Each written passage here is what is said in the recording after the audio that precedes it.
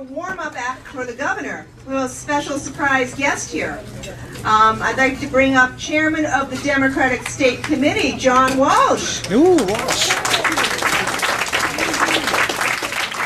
I really want to thank you all for all the work that you do here as the Democratic Party in this important community in Massachusetts.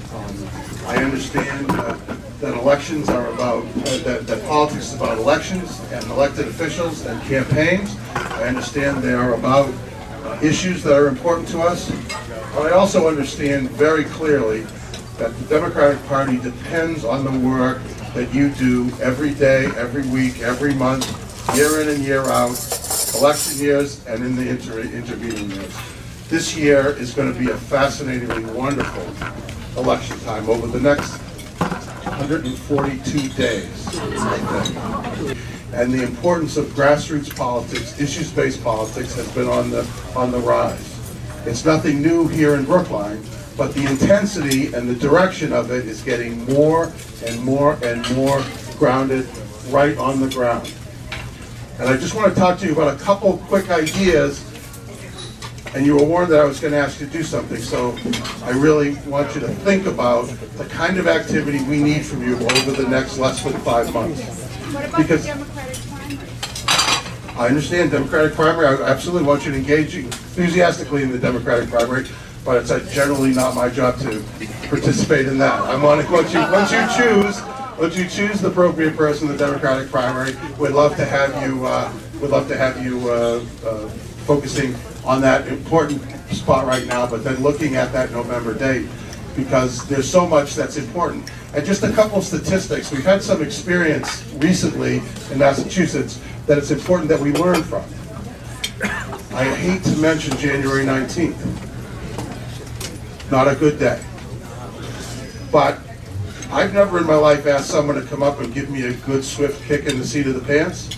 But sometimes when that happens, it's worked out very, very well for me. And I think it's important for us to take some lessons about the campaign and the understanding that one of the reasons Scott Brown won is because he ran our campaign. He ran on the ground, he ran person to person, he created a buzz, and his supporters were talking to their friends and neighbors about why they supported him. And we were working hard as well. And listen, we had the best candidate. Would have been a heck of a lot better on a number of votes already, no question. Martha Coakley would not have voted against student loans. She would not have voted against summer jobs. She would have not have stood in the way of important things that have been going on that need to pass in Washington. But we as Democrats have to understand and learn from that lesson that we have to recommit to the kind of politics that we know that works. And that means one-to-one, person-to-person, individual conversations about the issues that are important to us as a party and our candidates. And I know you know that's true, but let me reinforce it a little bit to understand some of the tactics that we are using are becoming less effective every day, right? I'm not telling anybody here because I know you've sat in phone banks, and I know you will sit in phone banks, because we can't give up on those things, but we can't rely on them, right? So you understand that you're making a heck of a lot more dials to talk to a lot fewer people. No shock, right? And then we got some technology in January because we had so many people who wanted to help. We got predictive dialers that were wonderful. Felt like your time was being more respected. Instead of talking to just a few people, you're talking to live voter after live voter. But here's the problem. It didn't solve the basic problem. Nobody's answering the phone. Is it a surprise? Does anybody here answer when they don't know what the caller ID is around dinner time? Do you? By the way, anybody here not have a landline phone anymore? No. There are now more cell phone only households in America by 2 times than there are landline only households.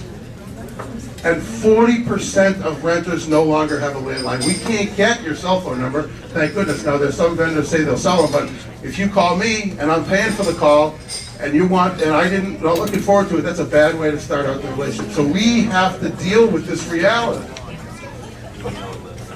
And TV's ads are being less effective.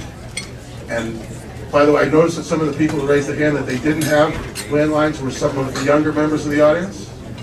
And they have the same reaction many times to what we send in the mail. They think what ends up in their mailbox, they call it Recycling? Because they don't spend time with a pen and a paper to send their friends a note. They don't pay their bills by putting a check in an envelope and dropping it in a blue box. And by the way, even for those of us who do read direct mail, your campaign is no longer competing in the mailbox with your opponent's direct mail. You're competing with Victoria's Secret and Shaw's and Stop and Shop and people who spend a lot more money on making these things. So what do we do with this? If we're Democrats and we believe in economic and social justice, we believe in the importance of investing in our future and repairing our infrastructure after Charlie Baker buried it in the Big Dig when he was involved in government. If we believe in these things, they don't fit as easily on a bumper sticker as no new taxes. So we need to have conversations, because if the things that we are doing aren't effective, that's a crisis for us. And at the exact wrong time, the ineffectiveness of our tactics are going to come up and kick us in the seat of the pants, like January 19th. So what does that mean for you and for me in the next 142 days?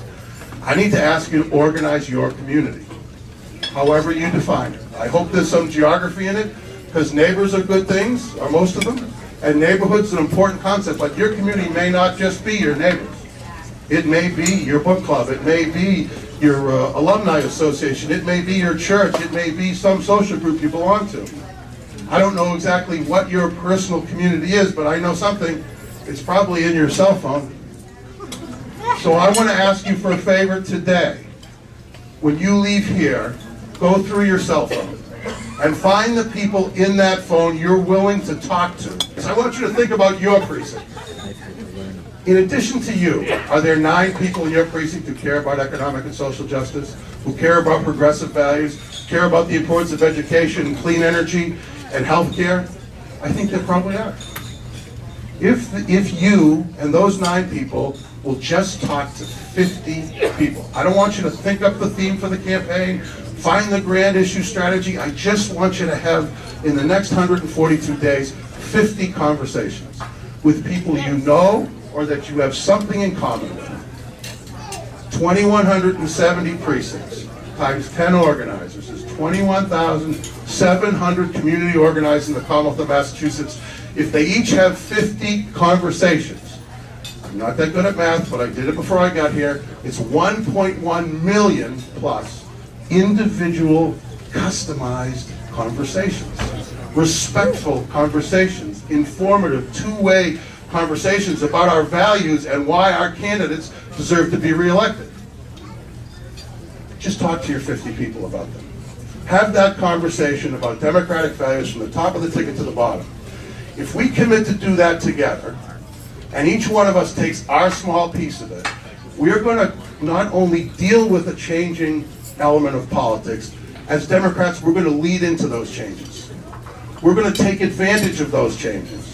And when this race is over, the legacy of this election, when they write the story, will be called the community organizing election. And the legacy of that community organizing election is we, together, will have created an interconnected network of 21,700 people who have built relationships and communications in their community. And when we get to the second term for Governor Patrick, and the issues remain that we need to finish, and we need to close the achievement gap and finish what we started on roads and bridges, and confront difficult issues going forward, we're going to have that network in place. And you can use it to support your governor. And I want you, I think I heard his voice without it. Is he hearing it? Well, please, if he's not here, tell him I said this. You can hold him accountable, too. Because when you agree with what he has, you can drive his agenda.